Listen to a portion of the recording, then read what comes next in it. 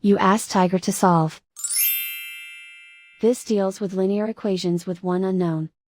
The final result is x equals 12. Let's solve it step by step. Simplify the expression. Expand the parentheses. Group like terms. Simplify the arithmetic.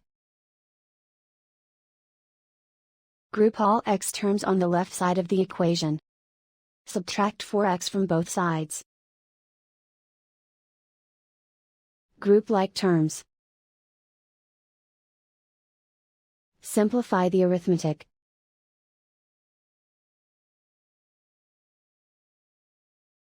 Group all constants on the right side of the equation.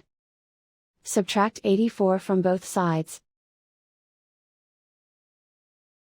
Simplify the arithmetic.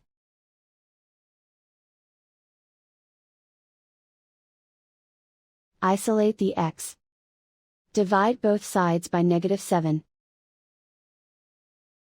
Cancel out the negatives.